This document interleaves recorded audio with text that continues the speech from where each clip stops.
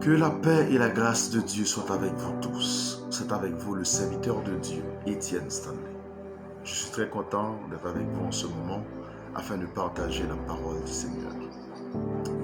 Nous allons considérer 2 versets du psaume 23 afin de continuer à avancer avec cette réflexion, cette pensée que Dieu a mis dans le cœur du roi David. Mais juste avant, j'aimerais prier. Père Céleste, merci infiniment pour ta grâce dans notre vie. Bénis ce moment de partage, Père, que nous allons passer ensemble. Bénis chaque abonné. Bénis-les au nom puissant de Jésus-Christ de Nazareth. Amen. Psaume 23, versets 2 et 3. Il me fait reposer dans de verts pâturages. Il me dirige près des eaux paisibles. Il restaure mon âme. Il me conduit dans les sentiers de la justice à cause de son nom. J'ai appelé cet épisode « L'Éternel est mon berger ».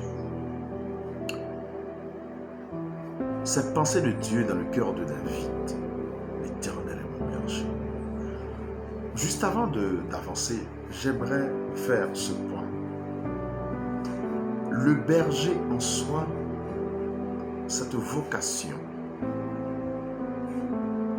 elle englobe une responsabilité assez grande.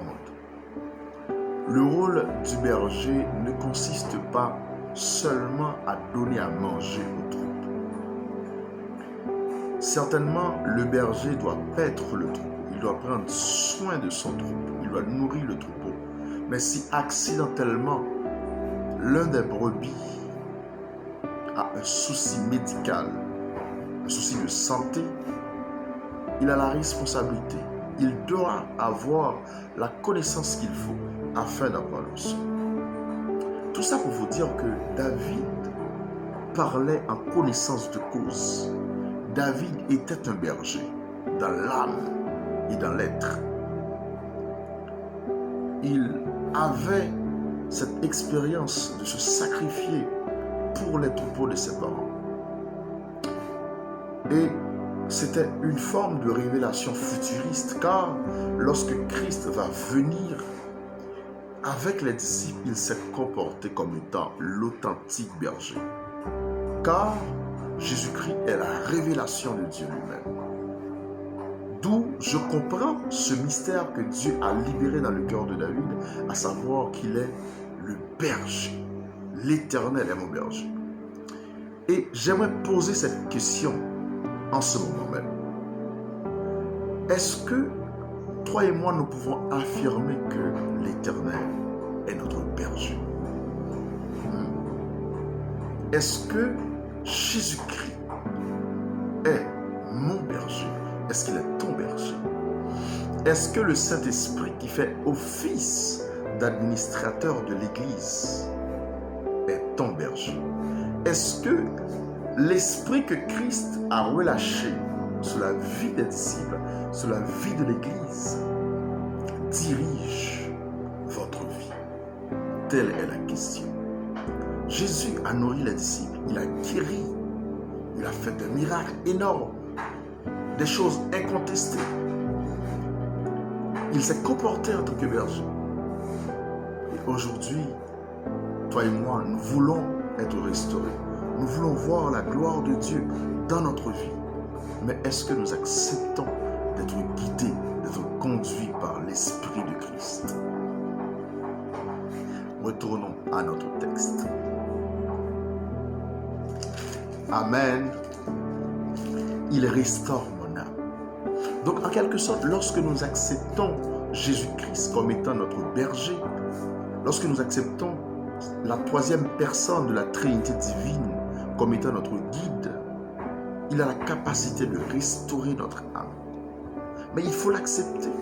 Il faut que nous nous soumettons au Saint-Esprit. Il me conduit dans les sentiers de la justice. Dieu s'est révélé au prophète Jérémie comme étant un Dieu de justice. Nous ne pouvons pas accepter que nous sommes nés de nouveau et que nous vivons dans l'injustice. Alors, mes chers amis, je vous invite à vous laisser guider par Dieu, par son esprit, dans les sentiers de la justice. Nous avons besoin d'être guidés par Dieu. Nous avons besoin d'être guidés par le Saint-Esprit. Ah, nous voulons l'abondance, nous voulons la gloire, nous voulons la plénitude. Mais est-ce que nous acceptons d'être guidés? D'être guidés par le bon berger, le berger par excellence.